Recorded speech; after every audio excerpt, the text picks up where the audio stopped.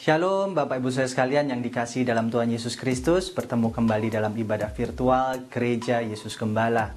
Pada kesempatan kali ini kita beribadah bersama di bulan November. Kita manfaatkan waktu kita. Setiap kita ini mempunyai satu panggilan ilahi di dalam Tuhan Yesus Kristus. Dan di bulan November ini kita punya satu tema yang baru, yaitu dipanggil untuk membangun. Diambil dari Efesus pasal 2 ayat 21, dikatakan di dalam Dia tumbuh seluruh bangunan, rapi tersusun menjadi bait Allah yang kudus di dalam Tuhan. Kita ini dipanggil oleh Tuhan untuk kita ini membangun kehidupan kita. Baik itu kehidupan rohani kita, kehidupan jasmani kita, kehidupan pekerjaan kita, kehidupan pelayanan kita, kehidupan kita bermasyarakat. Kita harus membangun kehidupan kita sesuai dengan firman Tuhan, sehingga kita menjadi bait Allah yang kudus, yang menyembah Tuhan. Bapak Ibu Saudara, di bulan-bulan ini kita akan belajar bagaimana membangun kehidupan kita yang berkenan di hadapan Tuhan. Dan bagi Bapak Ibu Saudara yang merasa terberkati dengan channel Gereja Yesus Gembala, Bapak Ibu Saudara boleh berlangganan channel ini, nyalakan tombol pemberitahuan, juga boleh sukai channel ini Bapak Ibu Saudara. Bagi Bapak Ibu Saudara yang suka dengan lagu-lagu, boleh ke channel YouTube Gereja Yesus Gembala. Yang satu adalah A Thousand Haleluya. Bagi Bapak Ibu Saudara, sebarkan apa yang kita dengar supaya dunia ini mengetahui bahwa Kristus hidup di dalam kita. Selamat beribadah, Tuhan Yesus memberkati. Shalom Bapak Ibu Saudara-saudari terkasih. Selamat datang di virtual service Gereja Yesus Gembala pada hari ini. Mari kita teduhkan hati kita, mari kita bersama-sama masuk dalam doa. Bapa Surgawi yang kami kasihi, dengan penuh ucapan syukur kami datang menghadap Engkau.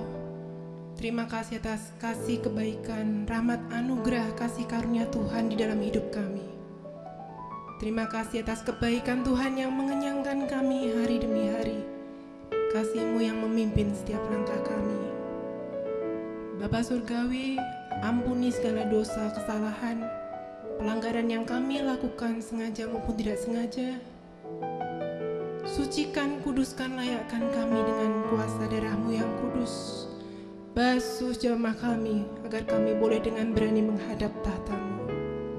Di dalam nama Yesus Kristus, kami tutup bungkus ibadah dari awal sampai akhir.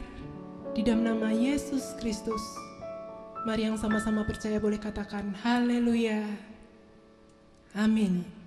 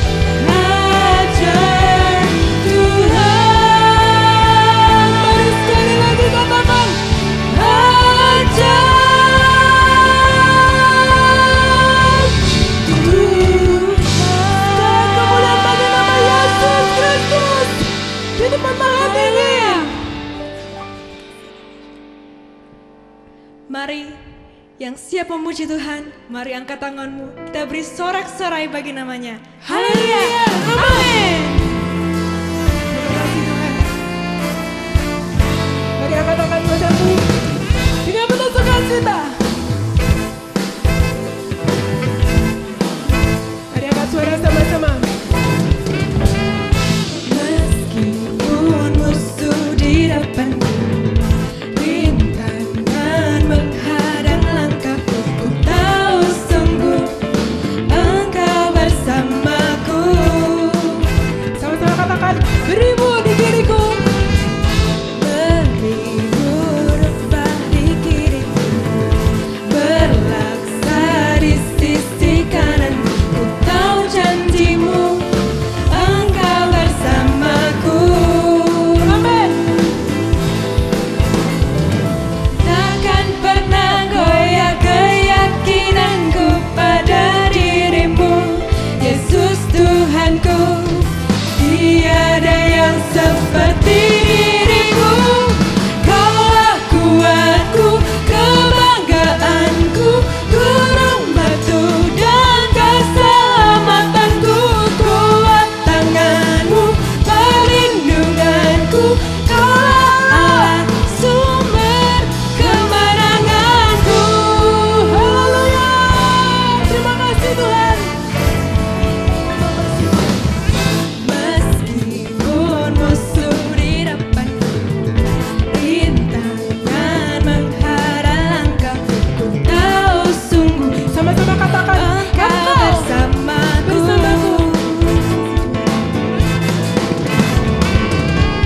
Beribu rebah di kiri, katakan berlaksa. berlaksa di sisi kananku, ku tahu janjimu Engkau bersamaku.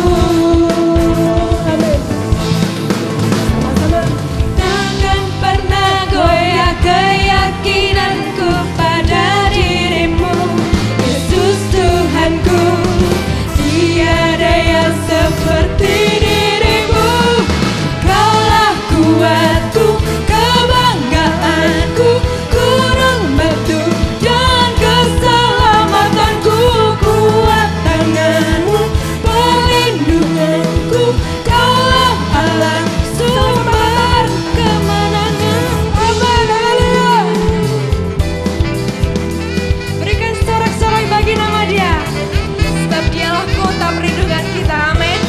Amin. Haleluya. Mari angkat suaramu. Takkan pernah goyah keyakinanku pada dirimu, Yesus Tuhanku. Tiada yang seperti dirimu. Kaulah kuatku, kebanggaanku, gunung batu dan keselamatanku.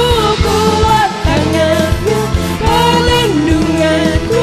Kaulah Allah, sumber kemenanganku. Kaulah kuatanku, kuatku dan keselamatanku.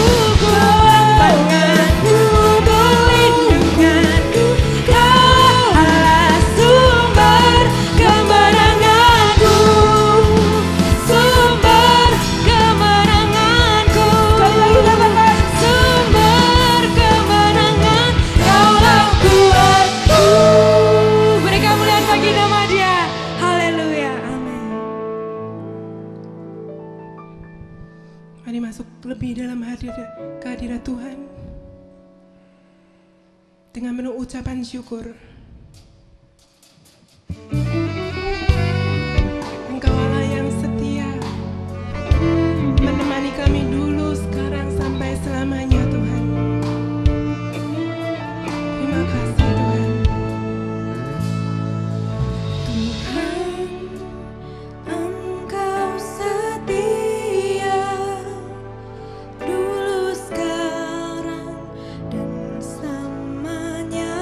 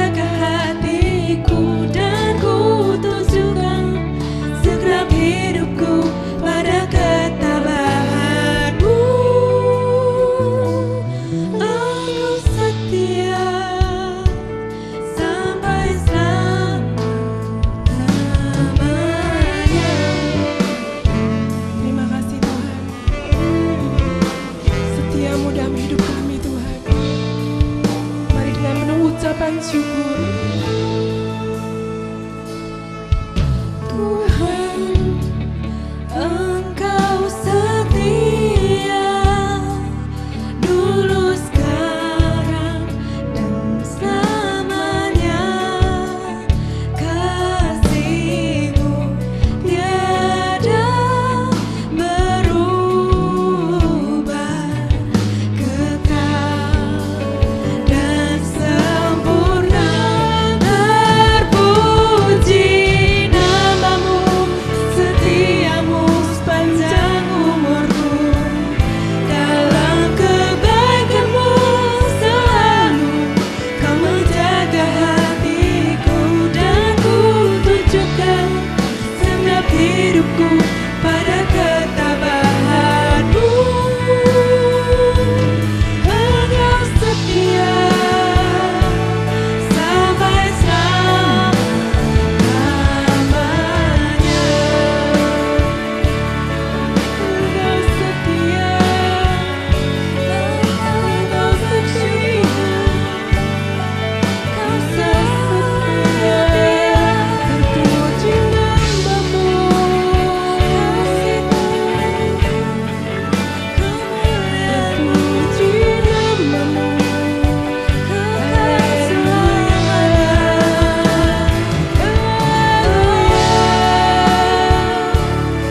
Ku bersuka cita, tiada yang seperti-Mu, Allah yang mengasihiku.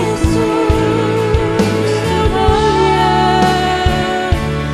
Kau mulia, tiada seperti-Mu, tiada seperti-Mu. Terpuji nama-Mu, setia-Mu sepanjang umurku. Dalam kebaikan-Mu selalu Kau menjaga hatiku, dan ku tunjukkan segenap hidupku pada ketabahan-Mu. Engkau setia sampai selama-lamanya. Engkau setia, Engkau setia sampai selama-lamanya.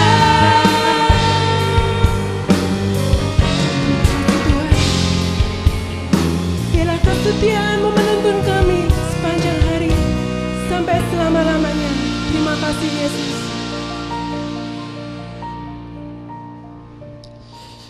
Amin. Mari kita siapkan hati kita mendengarkan sebagian dari firman Tuhan. Biarlah Tuhan mengurapi kita semua.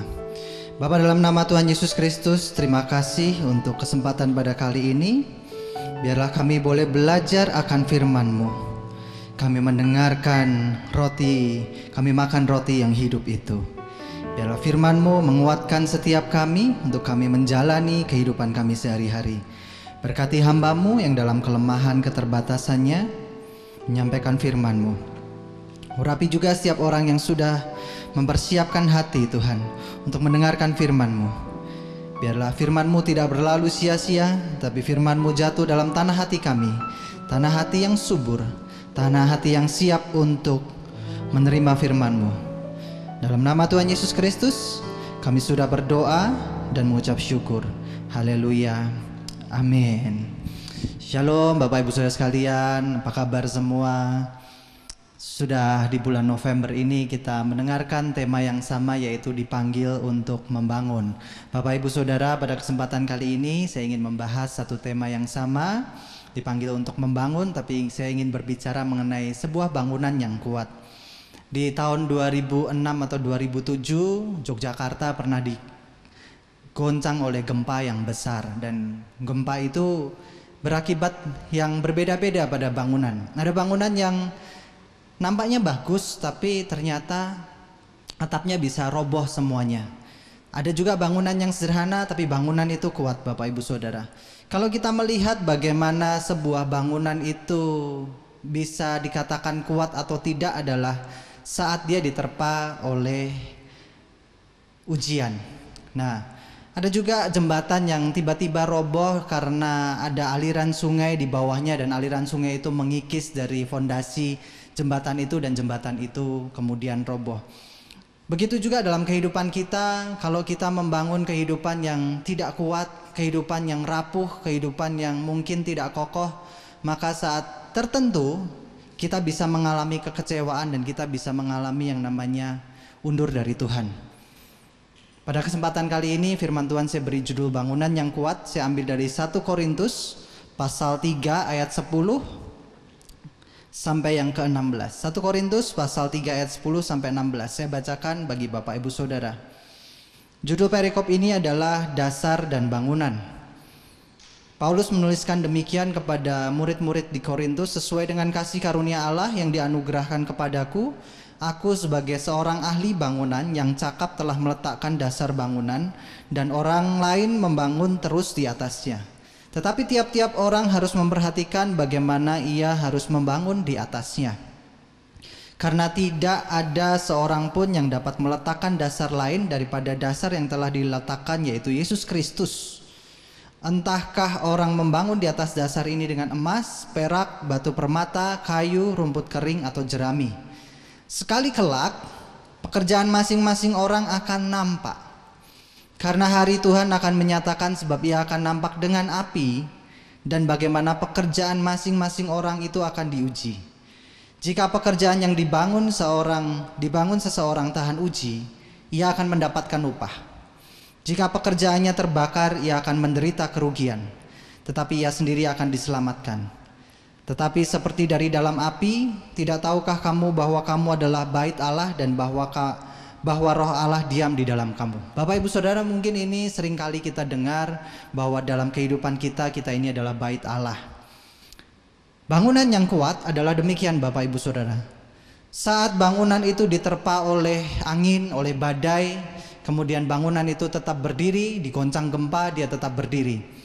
Bagaimanakah dalam kehidupan kita menjadi bangunan yang dibangun atas dasar Kristus, batu penjuru yang ditolak oleh orang-orang Yahudi, dan kemudian itu kita terima sebagai batu yang mengarahkan kita kepada tujuan Allah yang benar, yaitu Allah di dalam nama Yesus Kristus yang kita sembah. Inilah yang akan membentuk kita Bapak Ibu Saudara. Dalam 1 Korintus pasal 3 ayat 16, Tuhan memberikan kita satu identitas yang baru. Dikatakan demikian, tidak tahukah kamu bahwa kamu adalah bait Allah, dan bahwa Roh Allah diam di dalam kamu. Kalau kita bercerita mengenai bait Allah itu bercerita mengenai bagaimana orang datang ke satu tempat dengan satu tujuan, mempersembahkan hidupnya, memuji menyembah Tuhan, dan memberikan yang terbaik bagi Tuhan. Bait Allah tadinya ada di Israel, dibangun di Yerusalem pada masa pemerintahan Salomo. Dan bait Allah itu menjadi pusat penyembahan sampai pada masa Yesus masih ada di bumi ini. Dan sekarang kalau Bapak Ibu Saudara lihat, orang-orang Israel, orang-orang Yahudi masih meluangkan waktu untuk berdoa, meratapi, menantikan juru selamat di tembok ratapan. Tadinya hanya ada satu bait Allah yang digunakan untuk tempat Tuhan bersemayam, yaitu bait Allah yang ada di Israel. Dan ini adalah identitas kita sebagai orang-orang Kristen. Dikatakan, tidak tahukah kamu bahwa kamu adalah bait Allah, Roh Allah diam di dalam kamu. Paulus satu kali menuliskan Lukas menuliskan dalam Kisah Para Rasul demikian, Kisah Para Rasul 17. Tidak ada satu bangunan pun yang kuat, yang megah untuk menampung Allah yang hidup. Pada masa lampau orang mesti datang ke sebuah bangunan, meletakkan fokusnya, memberikan persembahan. Tetapi saat firman ini dinyatakan kepada kita, ini adalah identitas kita yang baru. Kita adalah tempat Allah ada. Artinya apa? Setiap kita pasti disertai Allah dimanapun kita berada. Kalau tadinya bait Allah itu bercerita tentang sesuatu yang diam dan tidak bergerak, dan saat manusia seperti kita ini menjadi bait Allah yang hidup, kita bergerak, kita menyembah Tuhan, kita memberitakan firman Tuhan, kita menjadi saluran berkat. Itu artinya adalah Tuhan mau kita mempunyai sesuatu yang baru. Tadinya manusia jatuh dalam dosa, Tuhan tidak mau lagi bersama manusia. Tetapi saat Tuhan Yesus tebus dosa kita, kita diubahkan menjadi sesuatu yang baru, sesuatu yang menyenangkan hati Tuhan. Dikatakan demikian dalam 1 Korintus pasal 3 ayat 10a. Sesuai dengan kasih karunia Allah yang dianugerahkan kepadaku, aku sebagai seorang ahli bangunan yang cakap telah meletakkan dasar. Dasar apa itu? Yaitu Yesus Kristus. Dalam kehidupan kita, mungkin kita bisa meletakkan dasar kehidupan kita adalah demikian. Kemampuan kita, kehebatan kita, bagaimana kita bisa menjalani hari-hari dengan pikiran kita. Dan kalau kita dalam kehidupan sehari-hari kita mengandalkan kemampuan kita, mengandalkan talenta kita, mengandalkan semua yang kita miliki, jangan-jangan kita membangun satu kehidupan bangunan yang rapuh, Bapak Ibu Saudara. Kehidupan kita sebagai orang Kristen ini tujuannya sudah jelas. Makin hari harus menyerupai Kristus, makin hari harus makin sama dengan Kristus, makin hari harus makin baik. Kalau Paulus dan rasul-rasul meletakkan satu dasar firman Tuhan yang dibangun atas dasar Yesus Kristus, kemudian itu menjadi dasar kita, maka kita nggak akan begitu saja mengisi dan membangun, menjadikan kehidupan kita ini sebagai bait Allah yang hidup. Tadinya bait Allah itu adalah bangunan yang kokoh, yang megah, dan pada waktu Salomo membangun itu memerlukan orang banyak sekali. Bahkan waktu membangun bait Allah, ada Raja Hiram yang membantu Salomo membangun. Dan batu-batunya, perlengkapan-perlengkapan yang ada di dalam bait Allah itu adalah perlengkapan dari emas, dari segala yang berharga. Kalau kita tahu, bait Allah adalah hal yang berharga. Dalam kehidupan kita juga demikian. Problemnya adalah demikian. Saat kita sudah mengetahui identitas kita sebagai tempat bersemayamnya Tuhan, bagaimanakah kita membangun kehidupan kita? Kualitas kita membangun kehidupan itu menentukan sekali. Karena dikatakan demikian dalam 1 Korintus pasal 3 ayat 13. Bagi orang-orang Kristen kita berpikir demikian. Tuhan sudah selamatkan aku, Tuhan sudah tebus aku, cukup sampai situ. Bapak Ibu Saudara, saat Yesus mati di kayu salib menebus dosa kita, dia sedang meletakkan dasar pertama supaya manusia rohaniah kita ini bisa dibangun. Tetapi demikian, 1 Korintus pasal 3 ayat 13 dikatakan, sekali kelak pekerjaan masing-masing orang akan nampak, karena hari Tuhan akan menyatakannya, sebab ia akan nampak dengan api, dan bagaimana pekerjaan masing-masing orang itu akan diuji oleh api itu. Satu kali Yesus pernah menceritakan perumpamaan tentang dua macam rumah. Rumah yang pertama dibangun atas dasar batu yang keras. Dan pada waktu dia dibangun di atas dasar batu yang keras, dibangun demikian, saat ada angin, saat ada badai, rumah itu kuat. Kemudian rumah yang kedua adalah rumah yang dibangun di atas dasar yang lemah, yaitu pasir. Pada waktu dia dibangun di atas dasar pasir, rumah itu berdiri, saat angin datang, saat air datang, rumah itu hilang. Ini bercerita tentang kita semua. Kita semua ini adalah rumahnya Tuhan. Dan bagaimana kita membangun, itu memperlihatkan bagaimana kita akan bersikap. Kalau kita melihat bagaimana orang membuat rumah pada masa-masa sekarang, itu membutuhkan yang namanya menggali dasar supaya fondasi itu bisa ditancapkan. Menggali fondasi itu bukanlah pekerjaan yang mudah. Karena menggali fondasi itu membutuhkan tenaga, membutuhkan waktu, dan itu adalah pekerjaan yang tidak terlihat. Kadang-kala kita menyepelekan, nah fondasi nggak kelihatan, udahlah biarin aja. Yang penting ada fondasinya, yang penting udah batunya diletakkan, besinya diletakkan, kasih semen, beres. Tapi saat semuanya tidak menggali dengan benar, tidak meletakkan dengan benar, tidak menutupnya dengan benar, maka saat gempa datang, tidak heran kalau rumah bisa ambruk. Nah, di sini Tuhan Yesus lebih ekstrim lagi. Ada dua macam dasar. Yang pertama adalah batu yang keras. Saya pernah lihat orang gali fondasi, pertamanya itu tanah biasa. Tetapi saat kemudian di bawahnya itu ada batu yang keras, orang ini kemudian melakukan ekstra kerja supaya batu yang tadinya itu harus digali lebih dalam, dia cangkul, dia gali lebih dalam, dia butuh tenaga yang lebih besar. Dan yang kedua, saya melihat waktu anak-anak saya main sama saya di pantai. Kita waktu itu bikin rumah-rumahan dari pasir. Gali pasir itu gampang banget.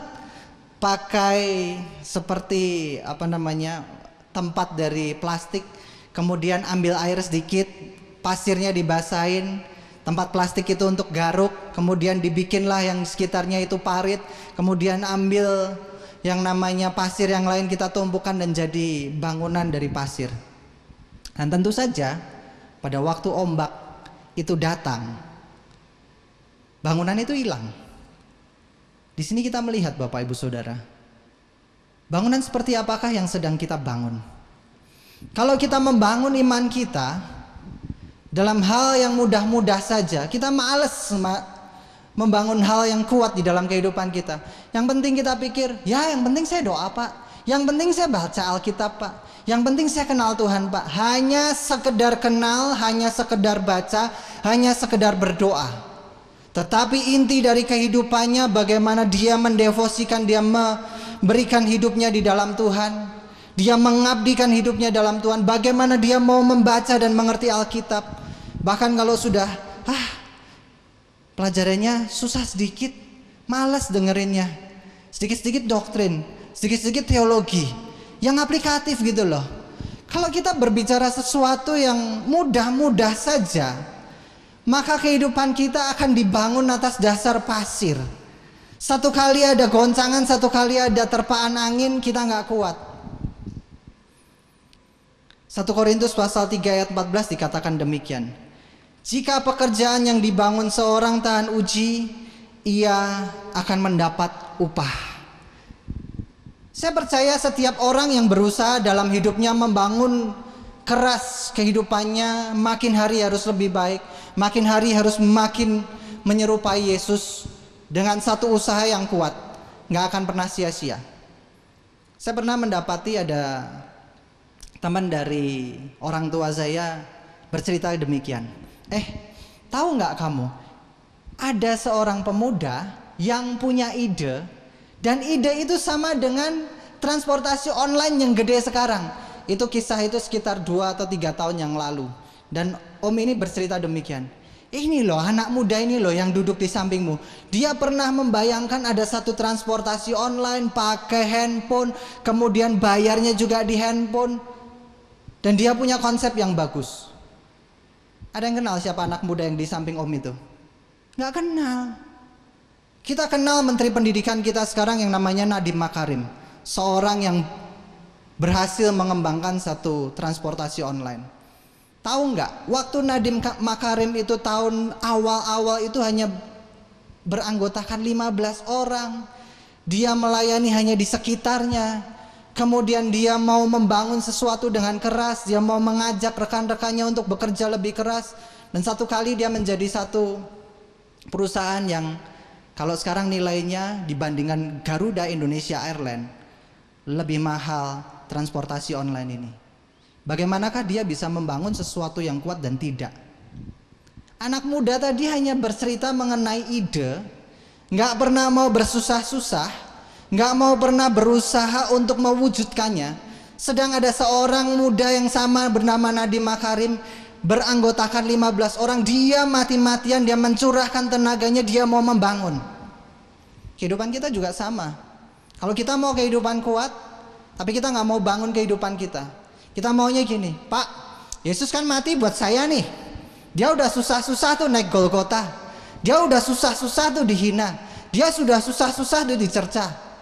Saat dia mati buat saya, artinya kesusahan saya udah ditanggung sama dia Pak. Saya tinggal senangnya aja. Kalau kita mempunyai pemikiran yang seperti itu, maka yang terjadi adalah demikian. Kita membangun satu dasar yang kuat, tapi di atasnya kita membangun dengan jerami, dengan sesuatu yang tidak berharga, dengan sesuatu yang mudah lepas, mudah goyah, dan hancur. Pernahkah kita bayangkan bahwa kehidupan yang kuat itu ditentukan dari kualitas bagaimana kita membangun. Orang yang mau mempunyai kualitas, dia pasti akan memperbaiki dirinya sedikit demi sedikit. 1 Korintus pasal 3 ayat 10 dikatakan demikian. Sesuai dengan kasih karunia Allah yang dianugerahkan kepadaku, aku sebagai seorang ahli bangunan yang cakap telah meletakkan dasar dan orang lain terus membangun di atasnya. Tetapi tiap-tiap orang harus memperhatikan bagaimana ia harus membangun di atasnya. Paulus dan semua murid-murid Yesus menuliskan Perjanjian Baru, kitab-kitab, juga Perjanjian Lama yang dituliskan oleh para nabi, itu sebagai dasar kita. Tapi saat kita sudah mendengarkan itu, siapakah yang akan membangun di atas dasar itu? Ya tentu saja kita semua. Ada tanggung jawab manusia untuk membangun kehidupan kita makin hari makin baik. Karena dikatakan demikian, aku sebagai seorang ahli bangunan, Paulus pun juga tadinya bukan seorang ahli.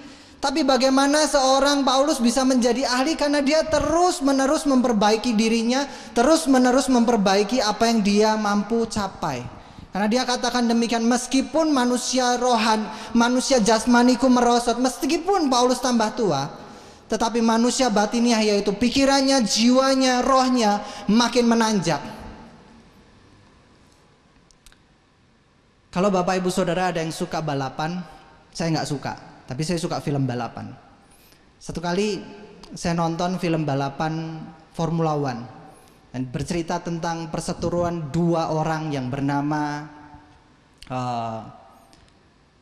saya lupa ini, tahun 1984. Orang ini yang satu James Hunt dan satu lagi ya saingannya lah. Tadi saya ingat, sekarang lupa. Ceritanya begini. Pada waktu si pembalap yang pertama ini balap tanpa lawan, dia kerasa keren banget, hebat banget. Dan saat dia ketemu rivalnya, dia kemudian menemukan satu hal. Perbaikan yang terjadi bukanlah 1 detik, tapi 0,1 detik.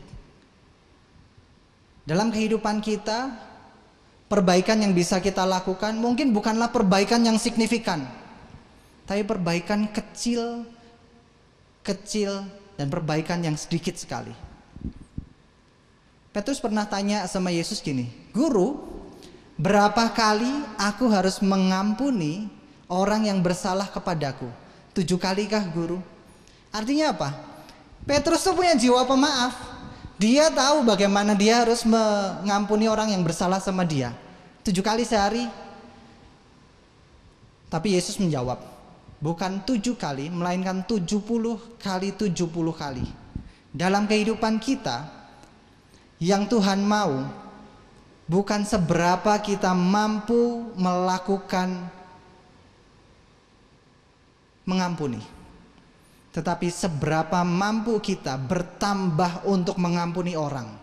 Kadang-kala dalam kehidupan kita udah sabar, kita sudah melakukan pengampunan dengan baik. Tapi satu kali kita bisa marah. Bagaimanakah kita mengatasi kemarahan yang terjadi itu dan makin sabar, itu lebih penting. Orang gak mungkin dalam kehidupannya akan 100% sabar terus, 100% baik terus, gak akan mungkin. Tetapi dalam kehidupannya dia sabarnya setiap hari akan bertambah. Kerajinannya setiap hari akan bertambah. Memperbaiki kehidupan bukan bercerita kalau sekarang gak bisa, besok harus bagus. Enggak. Tapi kalau sekarang bisa, besok harus lebih baik lagi, lebih baik lagi, lebih baik lagi. Memperbaiki kehidupan kita juga membangun satu bangunan yang kokoh. Ada 2 pertanyaan introspeksi yang mungkin kita bisa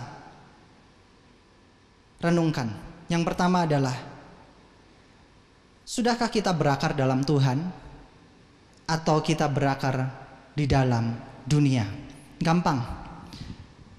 Orang yang berakar di dalam dunia, kalau situasi berubah, apa yang dia minta tidak tercapai, orang itu akan kecewa. Contoh gampang begini. Ada pasangan yang menikah. Ada yang bergumul pengen punya anak. Ada yang gak bergumul punya anak, punya anak. Yang gak punya anak, dia bergumul untuk pengen punya anak. Yang punya anak juga bergumul untuk apa? Membesarkan anaknya. Kadangkala dalam kehidupan kita, kalau kita berakarnya hanya dalam dunia, yang kita pikirkan adalah demikian. Kalau anakku baik, maka aku sukacita. Kalau aku punya anak, maka aku sukacita. Membangun fondasi yang mengakar dalam Tuhan, itu seringkali bercerita. Apa yang kita doakan, apa yang kita mau, mungkin tidak tercapai dalam kehidupan kita. Tapi berakar dalam Tuhan itu menikmati apa yang Tuhan sediakan bagi kita. Yang kedua, sudahkah dalam kehidupan kita memperbaiki diri sedikit demi sedikit? Ada banyak orang bercerita gini, Pak, saya mau perbaiki diri saya nanti aja, tahun depan. Dengan adanya satu janji, saya akan resolusi tahun depan. Tahun depan saya akan berubah drastis. Kalau kita menunggu waktu satu kali untuk berubah drastis, tetapi kita sudah sekali berubah, kemudian gak berubah lagi, lebih baik begini Bapak Ibu Saudara. Sedikit, tapi makin baik, makin baik. Pertanyaan dua pertanyaan ini. Apa yang membuat kita sukacita dalam kehidupan kita? Itu menentukan akar kehidupan kita. Yang kedua, bagaimana kita memperbaiki diri kita? Apakah secara kontinu atau sesekali? Itu mencerminkan bagaimana kita membangun diri kita. Sebagai kesimpulan Bapak Ibu Saudara, perhatikan kehidupan kita supaya saat kita membangun kehidupan yang berkenan dan kuat dalam menghadapi tantangan, jangan sampai kita ini membangun semau kita kehidupan yang tidak kuat. Karena dalam membangun kehidupan kita diperlukan perjuangan, diperlukan pengorbanan, diperlukan pengabdian. Bagi Bapak Ibu Saudara yang sedang ada dalam pergumulan apapun yang kita lakukan, ada satu pesan. Tidak tahukah bahwa engkau bait Allah? Itu bercerita Tuhan yang ada di dalam kita tidak akan pernah meninggalkan kita. Dialah kuat gagah kita, dialah kota benteng kita, dialah kubu pertahanan dan jawaban dari segala doa kita. Jangan pernah menyerah di dalam Tuhan, tetapi tetap kuat, tetap kita membangun kehidupan yang kokoh di dalam Tuhan. Mari kita berdoa, kita akhiri ibadah pada kesempatan kali ini. Bapa, dalam nama Tuhan Yesus Kristus, ucap syukur untuk kesempatan kali ini. Kami boleh mendengarkan firman Tuhan. Biarlah setiap firman-Mu tidak berlalu dengan sia-sia, tetapi kami membangun satu kehidupan yang benar di hadapan-Mu. Tuhan, kami tidaklah sempurna. Sama seperti Paulus katakan, aku berlari-lari mengarahkan hidupku pada tujuan yang kekal, mahkota kehidupan. Saat kita menjalani kehidupan ini, arahkan mata kita, arahkan tujuan kita kepada Yesus Kristus yang menebus kita. Semakin kita menjalani hidup kita, kita percaya Dia yang beserta kita, Dia yang menolong kita, Dia yang membawa kita masuk dalam kemenangan. Mari kita naikkan pujian sebelum kita akhiri pada ibadah pada malam hari ini.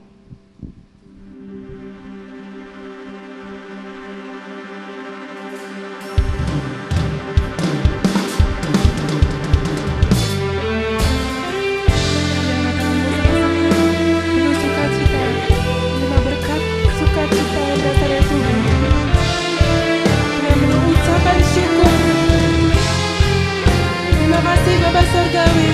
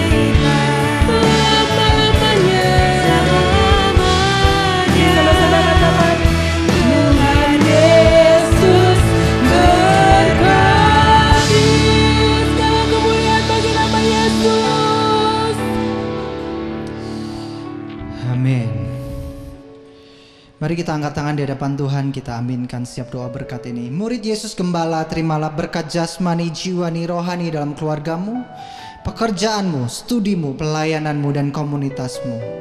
Diberkatilah engkau dengan kehidupan kekal, diberkatilah engkau dengan hikmat ilahi, diberkatilah engkau dengan kekuatan dan pengharapan yang benar, diberkatilah engkau dengan kekayaan dan kemuliaan Tuhan, diberkatilah engkau dengan damai sejahtera dan sukacita, diberkatilah engkau dalam terang kasih dan iman sejati.